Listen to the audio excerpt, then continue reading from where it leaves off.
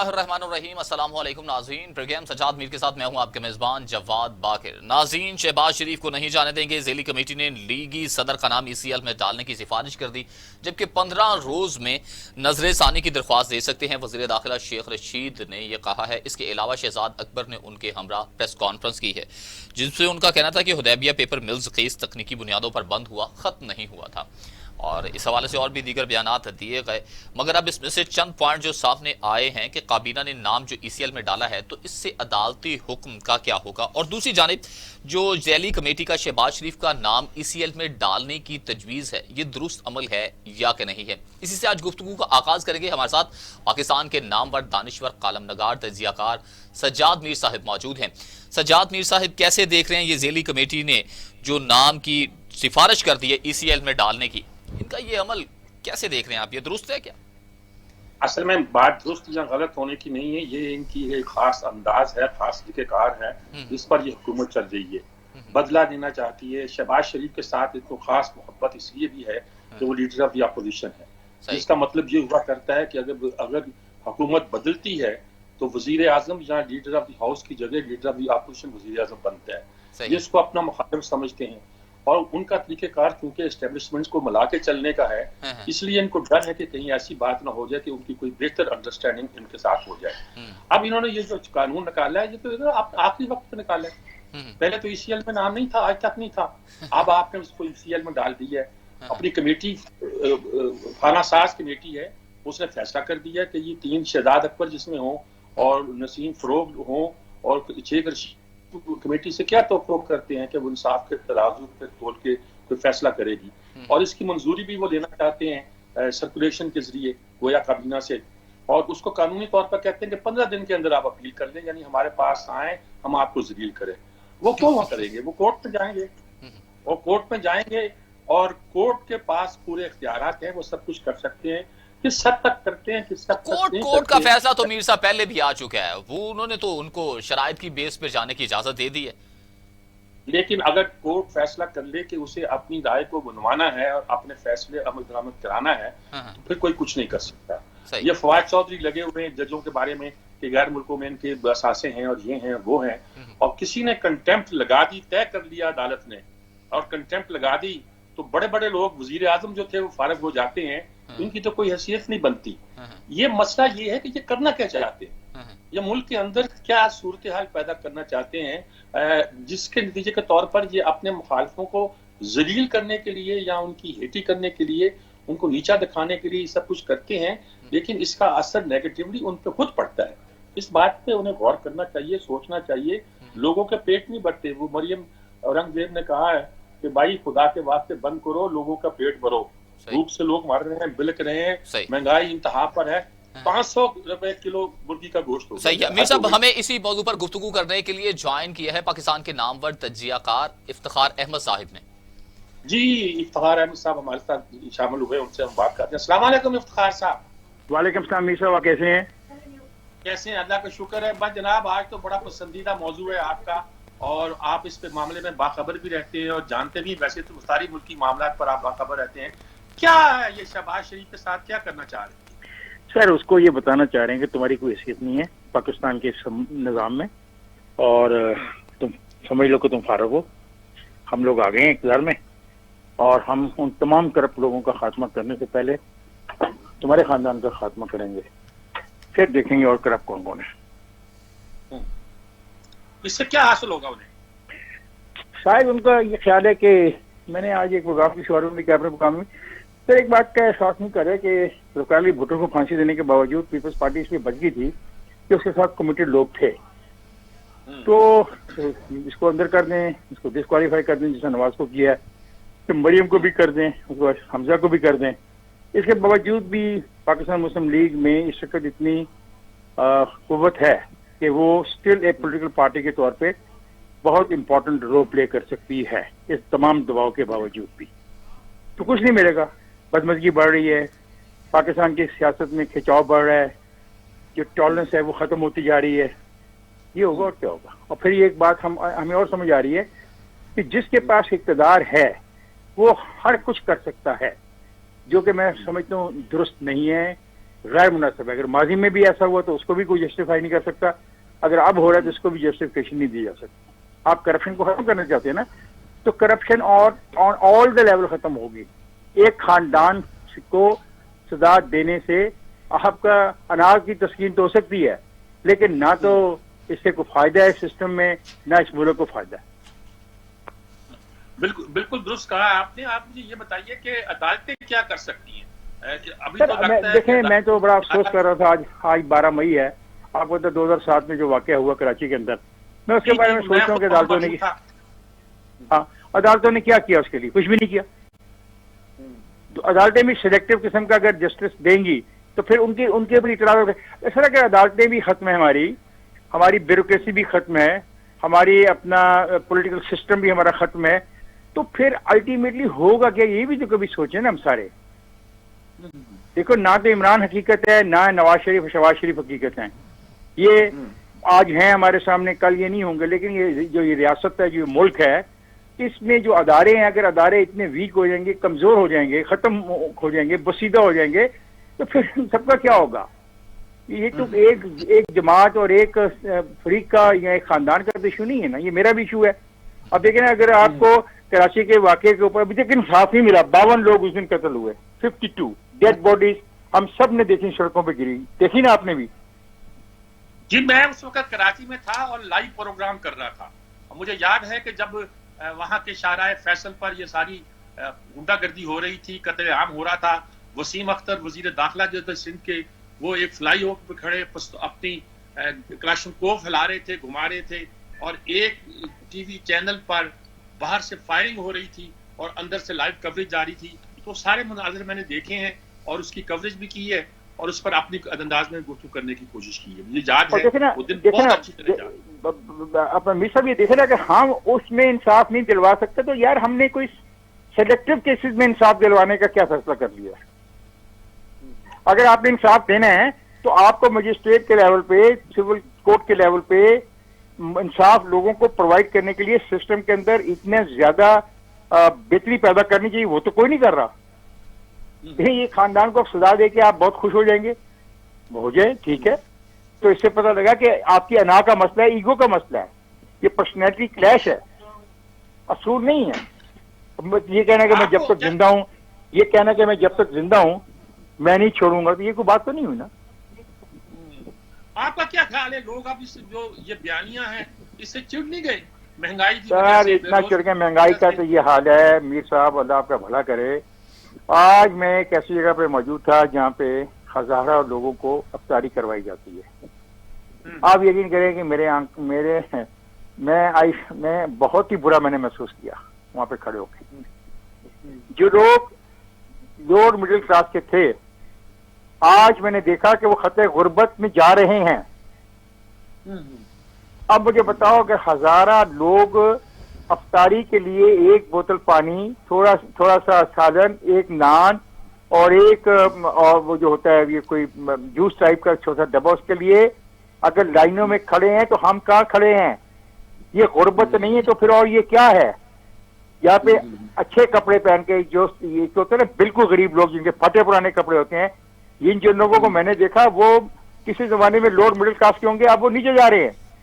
تو پھر اس کا انجام کیا ہوگا یہ بھی سوچیں. اگر آپ کی عدلیہ بھی غلط ہے, آپ کی جمہوریت بھی غلط ہے, آپ کی پارلیمنٹ بھی غلط ہے, آپ کی اپوزیشن بھی غلط ہے, آپ کی حکومت بھی غلط ہے, غربت بڑھتی جا رہی ہے, تو یہ سب کچھ جو اکٹھا ہو رہا ہے یہ کسی بہت بڑے دھماکے کی طرف سے ہم جائیں گے. یہ آپ بالکل ٹھیک, آپ نے بڑی امپورٹنٹ بات کی نشاندہی کی کہ مڈل کلاس ختم ہوتی جا رہی ہے.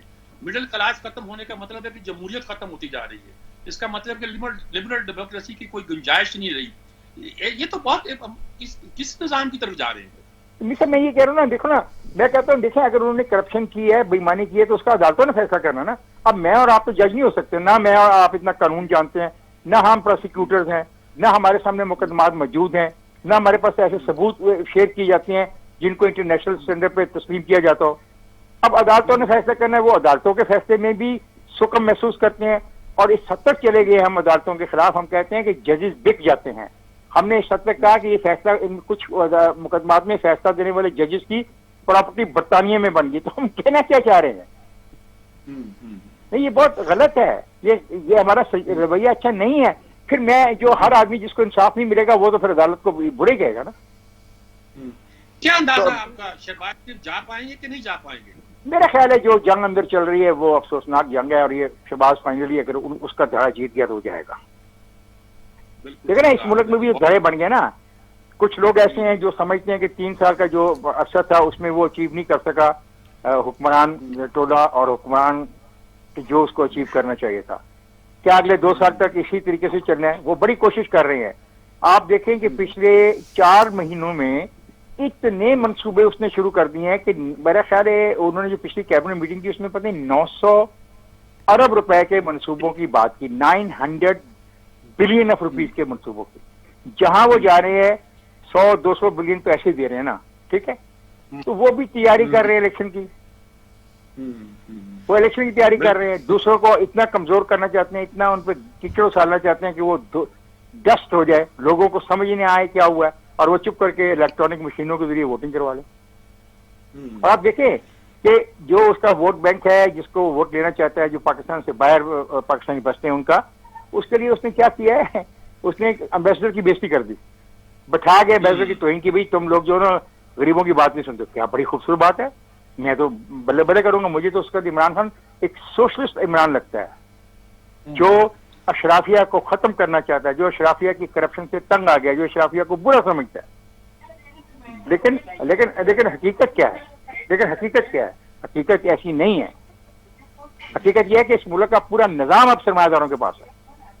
آپ اسٹڈی کر کے دیکھ لیں کیا چیز ہے غریب کے پاس ہے، یا کیا چیز ہے مڈل کلاس کے پاس ہے. ٹھیک فرمایا آپ نے جی، بالکل.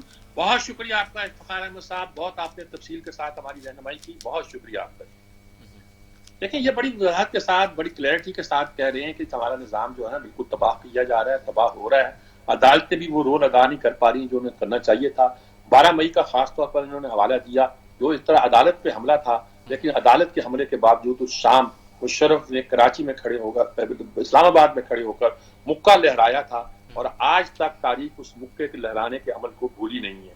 مجھے کراچی کے وہ تمام مناظر یاد ہیں جب وہاں یہ سارا کچھ ہو رہا تھا، اور لوگ شارع فیصل پر جلوس جو گزر رہے تھے، شیرین رحمان تھی اور یہ لوگ تھے، شریفانہ قسم کے لوگ تھے جن پر اٹیک ہوا اور پھر لاشیں اٹھانی پڑی لوگوں کو. صحیح. مجھے پیر صاحب اس پہ نا الگ سے بات کرنی ہے آپ پر، آپ کا پوائنٹ آف ویو لینا، بلکہ آپ تو لائیو اس کی کوریج بھی کرتے رہے ہیں، پروگرام بھی کرتے رہے ہیں، آپ نے ٹرانسمیشن بھی کی ہے.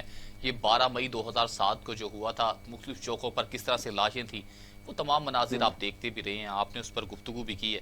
میں یہ پوچھنا چاہ رہا ہوں بالکل مختصر سا کہ شہباز شریف کے باہر جانے سے حکومت بوکھلاہٹ کا شکار ہے یا کہ خوف زدہ ہے؟ یہ بوکھلاہٹ کا شکار بھی ہے، خوف زدہ بھی ہے، اور یہ ایک بالکل جسے پنجابی میں کہتے ہیں نا بونگی حکومت ہے، جس کو پتہ نہیں وہ کر کیا رہے ہیں. ان کو اندازہ نہیں ہے کہ ان کے اس تمام عمل سے سمجھتے ہیں. کسی نے ٹھیک کہا تھا کہ چھوٹی چھوٹی خوشیاں حاصل کرنا چاہتے ہیں. اس وقت ان کی چھوٹی خوشی یہ تھی کہ یہ عید پر اپنے بھائیوں کے ساتھ، فیملی کے ساتھ عید نہ منائیں. لیکن اب ان کی یہ بن گئی ہے کہ یہ باہر نہ جا پائیں اور اس سے ان کو اذیت ملے. ان کا کیس انسپیکشن کا، ہیلتھ انسپیکشن کا کم از کم اتنا مضبوط ضرور ہے کہ جو عدالت کی انصاف کے تقاضوں کے مطابق کام کرنا چاہے گی وہ انہیں ضرور چھوٹ دے گی. نہیں دے گی تو ظاہر ہے کہ اس کے جو انجام رزلٹ ہوتے ہیں وہ سب کے سامنے آ جاتے ہیں، چھپے نہیں رہتے. ہمیں بریک پر جانا چاہیے، بریک سے لوٹ کر آتے ہیں، گفتگو آگے لے کر چلیں گے ایک مختصر سے وقفے کے بعد سے.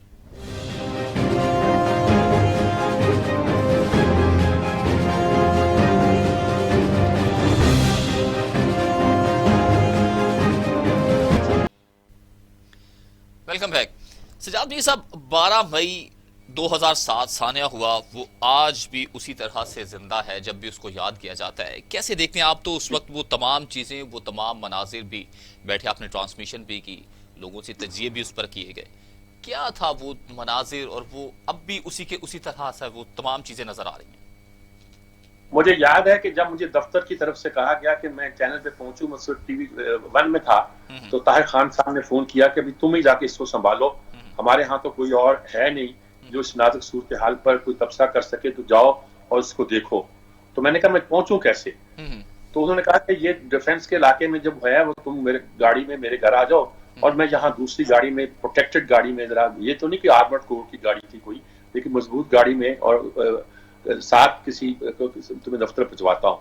میں اس صورتحال میں دفتر پہنچا تھا اور جو پہلی خبر سنی تھی جب وہ شاہراہ فیصل پر یہ سمجھو کہ جیسے لاہور کا مار روڈ ہے شاہراہ فیصل پر جب یہ جلوس نکلے تو اس کے جواب میں جس طرح کی فائرنگ ہوئی اور جس طرح لوگ مارے گئے وہ ایک کہانی تھی.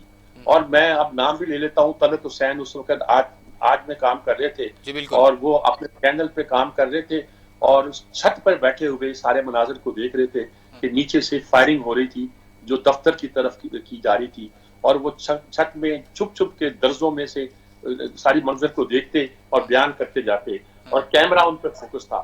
یہ عجیب و غریب منظر تھا. خود ان کے مقام و مرتبے کو بلند کرنے کے لیے اس ایک واقعے نے بڑا رول ادا کیا. سڑکوں کا یہ حال تھا. افتخار چودھری ایئرپورٹ پہ بیٹھے ہوئے تھے چیف جسٹس پاکستان کے اور ٹی وی چینلز کا یہ حال تھا اور ہم بیٹھے ہوئے جو دنیا میں ہو رہا تھا اس پہ تبصرہ کر رہے تھے. شام کو جب مشرف کا وہ مکہ نظر آیا کہ اسلام آباد میں جو جلسہ اس نے کر رکھا تھا نام نہاد اس جلسے میں اس نے مکہ دکھایا تو نظر آیا کہ فاشزم ہوتی کیا ہے اور اس کا یہ مزاج ہے کیا. تو یہ سارا جو کہانی تھی اس نے ساری صورتحال کو بدل کے رکھ دیا اور افتخار چودھری کو اتنا پاپولر کر دیا اور ایسی بڑی موومنٹ بنا دی کہ اس کے بعد افتخار چودھری جب بحال ہوئے بے شمار ججز کو نکالا گیا نوکریوں سے فارغ کیا گیا کہ پی سی او کے تحت حلف آیا تھا تو پھر ایک خطرہ یہ بھی پیدا ہو گیا کہیں افتخار چودھری جو ہے خود انصاف کے لیے ایک طرح کا ایک خطرہ نہ بن جائے. لوگوں کو ڈر تھا خود زرداری صاحب کو اس بات کا ڈر تھا کہ یہ آدمی پھر من مانی کرے گا. انہوں نے پیچھے بھی بہت سے فیصلے ایسے جس پر تاریخ کو اعتراض رہا ہے لیکن یہ ہوا کہ عدلیہ اتنی مضبوط ہو گئی تھی اتنی آزاد ہو گئی تھی کہ اس کے بعد فیصلے بڑی مضبوطی کے ساتھ آنے بھی لگے تھے اور سب لوگوں کے سامنے وہ پیش بھی ہوئے تھے. کوئی شک نہیں ہے. میر صاحب یہ تو تمام باتیں ہو گئی مگر میں ایک شعر کا ایک مصرع آپ کی گوش گزار کرنا چاہتا ہوں کہ میں کس کے ہاتھ پہ اس سانحے کا لہو تلاش کروں.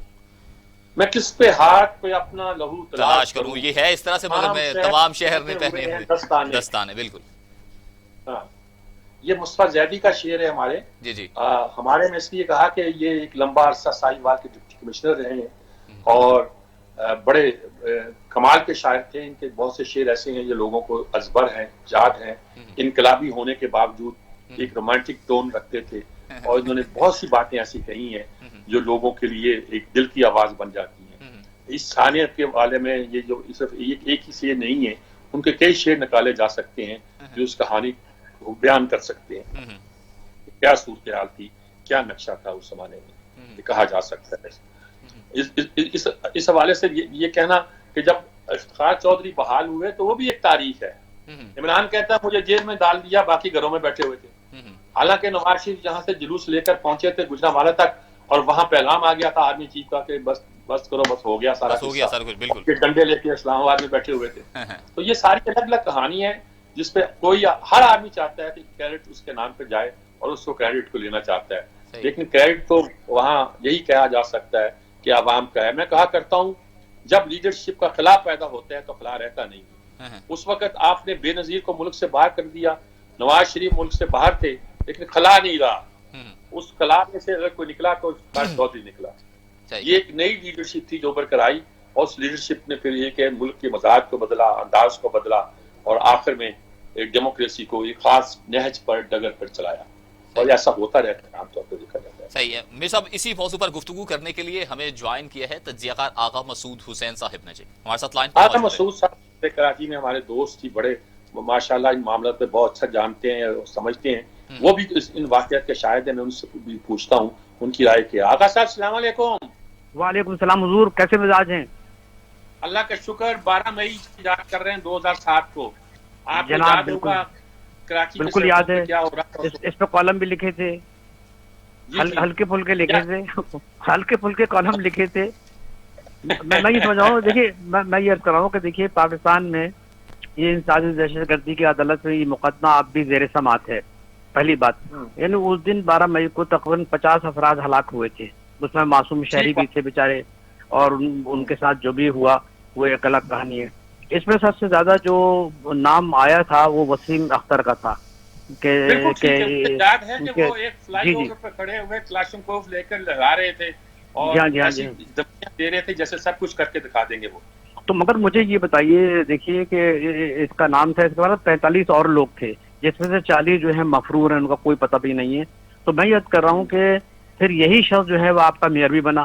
یعنی اتنا بڑا مطلب یہ کہ جرائم جو میں سمجھتا ہوں کہ 12 مئی کو افتخار چودھری کی آمد پہ کراچی ایئرپورٹ پہ جو ہوا ہے، اتنا بڑا سنگین واقعہ. اور میں بتاؤں کہ اس میں آپ کو معلوم ہوگا کہ جناب پرویز مشرف صاحب جو اس وقت صدر تھے، باقاعدہ ہاتھ ہلا کر کہہ رہے تھے کہ آپ نے دیکھی میری قوت.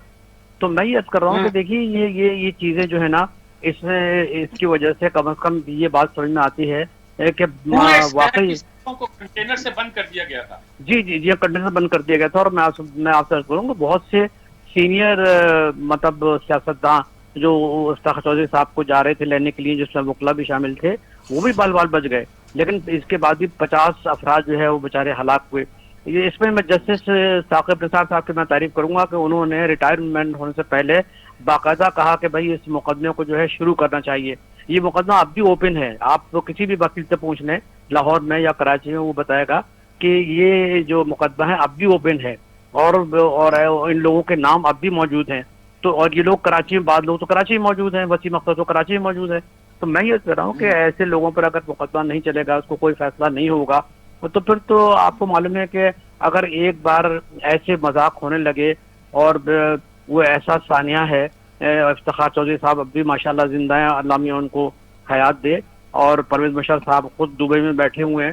تو یہ کس طریقے سے، اس طریقے سے قانون کی بالادستی، قانون کا احترام، جو لوگوں کو بیوقوف بنانے کی بات کی جاتی ہے نا کہ بھائی سویلین بالادستی ہو، کون سی بالادستی ہے بھائی؟ یہاں پر تو مطلب لوگ دن دہاڑے اغوا ہوتے ہیں، مارے جاتے ہیں، سڑکوں پہ لوگوں کو قتل کر دیا جاتا ہے، کوئی پوچھنے والا نہیں ہے. تو یہ چیزیں جو ہوئی 12 مئی کو، یہ بڑا ایک سیاہ باب ہے پاکستان کی تاریخ میں. اور اس کی تاریخ کو میں جو ایم کیو ایم اس میں شامل تھی، اور ایم کیو ایم کا مرکزی کردار تھا. اور اگر یہی ایم کیو ایم جو اب پاکستان کے نام سے ہے، ان کے بھی بہت سے لوگوں کا نام تھے جو کہ اب یہاں پہ جو کہ غائب ہیں. تو میں یہ عرض کرنا چاہتا ہوں کہ قانون کا جو ایک خوف ہوتا ہے، قانون کی جو قوت ہوتی ہے، قانون کی جو توانائی ہوتی ہے، وہ مجھے پاکستان میں اب بالکل نظر نہیں آ رہی. آپ ایک چھوٹی سی مثال دیکھیے، میر صاحب آپ دنیا کے کئی ممالک میں گئے ہیں، آپ صرف دبئی اتریے، اگر ذرا سے قانون کے خلاف آپ نے کوئی کام کیا، 1 منٹ میں آپ پہ جرمانہ عائد ہو جائے گا، یا جیل میں بھیج دیں گے آپ کو. تو آپ بتائیے کہ وہ ممالک جنہوں نے ہمیں، آپ جیسے پاکستان نے سکھایا، جن کی فوج کو، جن کے ایئر فورس کو، اور جن کی سول انتظامیہ کو، اب وہی ملک جو ہے نا، وہاں پر کوئی قانون کا احترام نہیں ہے، کسی قسم کی قانون کی بالادستی نہیں ہے. تو یہ جو 20 مئی کا واقعہ ہے، اس کے بعض کردار تو زندہ ہیں. چودھری افتخار صاحب موجود ہیں، اس کے بعد لائرز موجود ہیں، اس کے بعد جناب پرویز مشرف صاحب موجود ہیں، اور اس کے بعد جناب چودھری برادران موجود ہیں. میرا خیال ہے کہ میں بات غلط تو نہیں کر رہا ہوں، یہ لوگ سب موجود تو ہیں، یہ موجود تو ہیں سر. تو آپ جب یہ کہ ان کی، تو میں یہ عرض کر رہا ہوں کہ میں تو دیکھیے ایک بہت ہی معمولی سے قسم کا صحافی ہوں، لیکن جب میں 12 مئی کو یاد کرتا ہوں تو مجھے بڑا افسوس ہوتا ہے کہ ایک آپ کا chief justice, he wanted actually to address the meeting and he wanted to pay respect to Quaid Azam محمد علی جناح. موزولیم میں جانا چاہتے تھے، ان کے ساتھ وکلا بھی جانا چاہتے تھے. وہ بالکل پیسفل ڈیمانسٹریشن تھا ان کا، لیکن انہوں نے جیسے آپ فرما رہے ہیں بالکل سے وہاں کنٹینر لگوا دیا ہے نا، باقاعدہ فائرنگ کر رہے ہیں اور باقاعدہ خوف پیدا کر رہے ہیں. کئی میں لوگوں کو جانتا ہوں مختلف سیاسی پارٹیوں میں جو بال بال بچ گئے، ورنہ وہ بھی مارے جاتے ہیں. 50 ہلاکتیں جو ہیں کوئی معمولی ہلاکتیں ہیں. اور آپ جسٹس ثاقب نثار صاحب موجود ہیں، اللہ ان کو بھی حیات دے، وہ بھی اگر آپ کی ملاقات ہو پوچھ لیجیے، وہ بتا دیں گے کہ پوری کہانی کیا ہے. تو میں عرض کر رہا ہوں کہ اس سلسلے میں انسداد دہشت گردی کی عدالت پر زور دینا چاہیے وکلا کی تنظیموں کو کہ اس کے مقدمے کو منطقی انجام تک پہنچائیں، کیونکہ یہ بہت ضروری ہے. اگر اس طریقے سے ہوتا رہا تو پھر قانون سے ہر ایک آدمی کھیلے گا، اور کھیل رہا ہے. تو یہ سلسلے کو جو قانون کے توڑنے کا ایک رجحان پیدا ہو گیا ہے، چاہے وہ سڑکوں پہ نظر آئے، چاہے وہ عدالتوں میں نظر آئے، اس سے خود عدالتوں کا وقار مجروح ہو رہا ہے. یہ وقار جو عدالتوں کا ہے وہ بھی مجروح ہو رہا ہے. اور عدالت میں بہترین قسم کے جج موجود ہیں، میں ان کو ذاتی طور پہ بہت زیادہ لوگوں کو جانتا ہوں. ان کو سوچنا چاہیے کہ ہم قانون کی بالادستی کیسے لائیں. اسلام کی دیکھیے، اسلام مذہب جو ہے نا، اس کی جو بنیاد ہے وہ عدل پر ہے، انصاف پر ہے. پورے اسلام کو آپ پڑھ لیجئے، اس کی صرف ایک ہی بنیاد ہے کہ عدل ہونا چاہیے. ہمارے سرکار دو عالم अदल को कायम करके गए. He was the greatest law giver in the history of the Mankind. या पढ़ लीजिए उनके बारे में, सरकार दो आलम के बारे में, कि he was the greatest law giver. कानून की बालादस्ती, अगर मेरी बेटी भी अगर चोरी करेगी तो उसको उसके हाथ काटा जाएगा. या this is the example he wanted to give to the people कि how you can implement the law. जब तक कानून की बालादस्ती, कानून का अमल, कानून की अमलदारी नजर नहीं आएगी, सज्जाद मीर साहब, ये माशरा नहीं सुधर सकता. बदमाश किस्म के लोग उभरेंगे, ताकत हासिल करेंगे, नाजायज दौलत से अपने आप को मजबूत बनाएंगे और एक टीम पैदा करेंगे गुंडों की जो उनको बालादस्त मसनत तक पहुंचा देगी. बिल्कुल दुरुस्त फरमाया आपने आगा साहब, आपने बहुत दुरुस्त दिन का तजिया किया और सूरत हाल का बहुत शुक्रिया आपका जी. देखें कि आगा साहब ने बिल्कुल दूध का दूध और पानी का पानी करके रख दिया जी. उस दिन की सारी कहानी सब अजबर है हम लोगों को. एयरपोर्ट पे क्या हो रहा था, सड़कों पे क्या हो रहा था, कंटेनर कहाँ खड़े थे, फायरिंग कहाँ हो रही थी, चैनल कहाँ जद पे थे, सब याद है हम लोगों को. और लेकिन इंसाफ नहीं हुआ. इंसाफ मांगने वालों को इंसाफ नहीं दिया गया. ये कुछ छोटी बात नहीं है. सजाद मीर वो साहब, ठीक कह रहे हैं कि मैं बिल्कुल मुख्तसर से आगे बढ़ना चाहता हूं आपसे, यानी कि पॉइंट ऑफ व्यू लेना चाहूंगा कि मुफ्ती पोपल जई साहब ने ऐलान कर दिया है कि ईद सुबह ही कर रहे हैं, जबकि फवाद चौधरी साहब ने वाज़ेह तौर पर ट्वीट करके कह दिया है कि आप सीधी तरह कह दें हमने जो ईद है वो अफगानिस्तान या सऊदी अरब के साथ मनानी है. ये क्या इतना कुछ करने के बावजूद भी इख्तलाफात खत्म क्यों नहीं हो सके आखिरकार? पोपल जई साहब तो हमेशा ये करते हैं, जब उनका गवर्नमेंट से अंडरस्टैंडिंग हो जाती है तो उम्रा करने चले जाते हैं. उस साल वो जहां नहीं होते. वरना वो हर साल ये बनाते हैं. और मुझे नहीं समझ आती कि एक आलम दीन ऐसी बात क्या कर सकता है. यहाँ साफ कह दें कि हम ईद को जो है मरकजी तौर पर उस वक्त दिन मनाएंगे जिस दिन सऊदी अरब मनाई जाती है या जिस दिन अफगानिस्तान में मनाई जाती है. वरना ये कहना कि हमने चांद देख लिया और इसके लिए झूठी गवाहियां देना, ये कोई अच्छी बात नहीं है. और कुछ लोग इसको सियासी केस भी बना देते हैं. बड़ा ख्याल था फवाद चौधरी को कि अब ये नहीं हुआ करेगा, मुफ्ती मुनीब चले गए हैं तो अब ये जो नए आ गए हैं ये इत्तेफाक पैदा कर लेंगे. इत्तेफाक पैदा इस तरह नहीं हुआ करता. नीयत जब 20 घंटे और 40 मिनट नहीं गुजरे होंगे तो चांद आसमान पे हो ही नहीं सकता. जब चांद है ही नहीं तो आपने देख कहां से लिया. ऐसी बेवकूफियां जो है मजहब को बदनाम करने के मुतरादिफ होती हैं. मेरा ख्याल में इसके बारे में कोई बेहतर रवैया इख्तियार करना चाहिए. और जो लोगों को जो ख्वाबो ख्याल था कि अब ये पोपल जई साहब समझ जाएंगे, ये नहीं समझेंगे. ये ऐसे ही है. हमें ब्रेक पर जाना. मीर साहब जब दोबारा लौट कर आते हैं तो कुछ और भी स्टोरी है, खास तौर पर नून लीग के रहनुमा जो तारड़ साहब ने, उन्होंने हुकूमत पर बड़ी गोलाबारी किया. उन्होंने कहा जी जुल्फी बुखारी साहिब को और गुलाम सरवर खान साहिब को क्या चेयरमैन नैब तलब करेंगे. मगर किस मौजू पर ये आपको बताएंगे एक मुख्तसर से वक्फे के बाद. Take a break.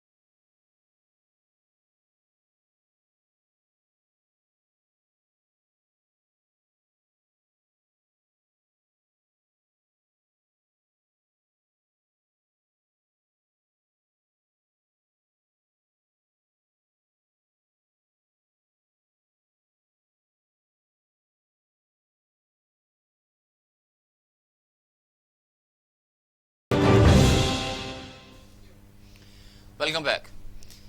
मेरे साहब अताउल्लाह ताडर साहब लीगी रहनुमा ने कहा है कि अपने मशीर दोस्त को नवाजने के लिए रिंग रोड मंसूबे को तौसीह दी गई है। अरबों रुपए का जो नुकसान है वो हुकूमती खजाने पर पड़ा है, बोझ पड़ा है।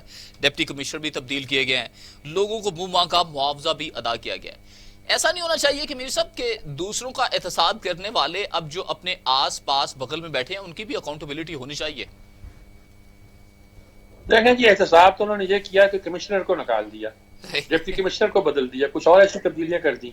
और जुल्फी बुखारी ऐश कर रहे हैं और गुलाम सरवर खान जिन्होंने पीआईए को तबाह किया है, जिनकी जहानत का ये आलम है कि उनकी जहानत की बदौलत हमारी कौमी एयरलाइन जो है जमीन बोस हो गई है, उस शख्स को आपने फायदा पहुंचा दिया। अच्छा, माजी में भी ऐसी बातें आया करती थी। मौलाना चौधरी निसार ने ये जो हमारी इस्लामाबाद लाहौर मोटरवे है, इसका रास्ता कुछ तब्दील किया अपने इलाके से गुजरने के लिए, लेकिन उसकी दलील तो ये थी कि ये कौमी मफाद में है कि ये सारे इलाके जो है फलां इलाके इसमें शामिल हो जाए। इसमें क्या मफाद है, साबित नहीं हुआ। 40 किलोमीटर की जो सड़क थी जो शहबाज शरीफ के जमाने में अप्रूव हुई थी, आपने उसको 66 का कर दिया और सारा जो रास्ते बदला, तब्दीली आई, रीअलाइनमेंट हुई, उसका फायदा जुल्फी बुखारी की जमीनों को पहुंचा, या गुलाम सरवर खान को पहुंचा, या उनके फ्रंटमैनों को पहुंचा, या उन प्रॉपर्टी डीलर को पहुंचा जो दरअसल वो भी उन्हीं के फ्रंटमैन है और कुछ नहीं है।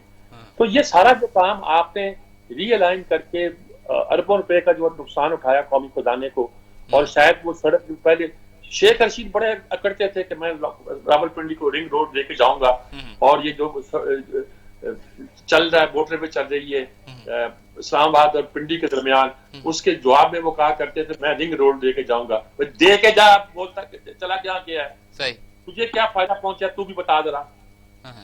इसकी खोज लगाना चाहिए कि शेख रशीद ने क्या हाथ मारा होगा, जुल्फी बुखारी ने मारा। साहब आपको क्या लगता है ये तमाम सूरत हाल को देखते हुए चेयरमैन नैब ताड़र साहब ने कहा कि चेयरमैन नैब को तलब करना चाहिए, तो क्या करेंगे?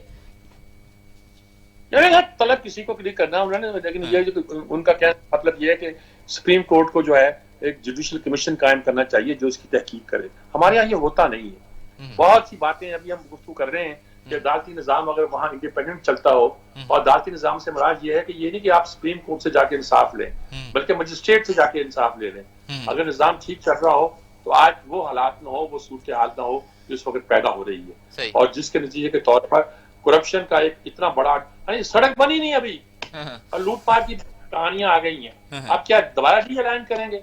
जमीनें तो आपने खरीद ली हैं, उसके अंदर पैसे आपने जेबों में डाल लिए, आप क्या करेंगे? चंद ब्यूरोक्रेट को निकाल कर आप बाकी अपने लोगों को फायदा पहुंचा गए हैं, तो उसका क्या फायदा होगा, क्या होगा इसके नतीजे के तौर पर? कोई चीज हमारे यहाँ फेयर नहीं होती, तरीके से नहीं होती। हमें समझ लेना चाहिए इस बात को कि मुल्क की मफाद इसमें है कि इन बातों पर नजर रखी जाए और इनको सही तरीके पर आगे ले जाया जाए। मेरे साहब कल भी हमने गुज़श्ता रोज भी यानी कि प्रोग्राम में गुफ्तगू हुई थी एक फ़लस्तीन की सूरत हाल के मुतालिक कि इसराइल किस तरह से तशद्दुद कर रहा है, नहित्क जो फ़लस्तीनी हैं उनको किस तरह से तशद्दुद का अपने जुल्म का निशाना बना रहा है। मैं बिल्कुल एक लाइन से मुख्तसर साहब का तज्जिया लेना चाहूँगा कि दहशत गर्द जो इसराइल है वो बेलगाम हो गया, नबियों की सरजमीन लहू लहान है। असल में बात यह है जी कि मैंने कल भी कहा था कि कश्मीर और फ़लस्तीन के दो मसाइल ऐसे थे कि जो सन 30 में भी अलामा इकबाल के सामने वैसे ही थे जैसे आज इस उम्मत के सामने, और इस जिस तरह बनाया गया इस रियासत को, इस रियासत को, ये एक नाजायज बच्चा है यूरोप का। इस यूरोपी इस्तिबदाद और यूरोपी इस्तेमार का एक नाजायज बच्चा जब पैदा कर दिया गया तो अब उसके जवाब देने के लिए आप सारे नखरे कर रहे हैं, बातें कर रहे हैं। अमेरिका ने जो बयान दिया इस सिलसिले में कि उनको अपने दफा का हक हासिल है, एक इंतहाई अफसोसनाक बयान है। सिर्फ तैयब एर्दोगान ने जरा डट के बात की है, उन्होंने प्यूटन से बात की है, कर लिया बिल्कुल। उन्होंने कहा है कि भाई ये सारा मसला जो है जो अमेरिका ने खड़ा कर रखा है इसमें आओ और बात करो। देखिए सन 2023 में तुर्की जो है उस पर जो पाबंदियां थी खिलाफत खत्म होने के बाद जब लगाई गई थी वो खत्म हो जाएंगी। जिस तरह जापान और जर्मनी के खिलाफ पाबंदियां हैं इस तरह तुर्की के खिलाफ वो पाबंदियां थी जो खत्म हो जाएंगी। इसके बाद तुर्की और ताकत के साथ बोलेगा। अल्लाह सलामत रखे तैयब एर्दोगान को और उस क़यादत को जिन्होंने तुर्की को इंडिपेंडेंट पूल बनाया है। हम अब इस पर बातें कर सकते हैं, इसमें कोई शक नहीं कि हमारा लीडर जो है इमरान खान जो है वो इस मामले में बोल्ड बात करता है, लेकिन सिर्फ बात करता है एक मुल्क से बात करने से कुछ नहीं बनेगा। وہ اب میں بات بھی کروں میر صاحب 14 مئی کو یوم فلسطین بھی منانے جا رہے ہیں، عملی اقدامات بھی تو ہونے چاہیے نا، یہ ریلیاں رولیاں تو یہ کافی نہیں ہے نا؟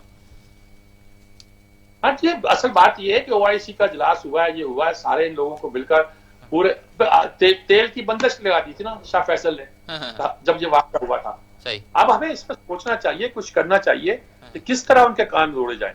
ہم اسرائیل کو تسلیم کرتے جا رہے ہیں اور اس کو مانتے جا رہے ہیں، UAE نے کر لیا، سعودی عرب سوچ رہا ہے کہ کیسے کریں کہ عالم اسلام میں ہیٹی نہ ہو، اور جو سو کالڈ ان کی قیادت کا جھنڈا انہوں نے اٹھایا ہوا ہے اس پہ حرف نہ آئے۔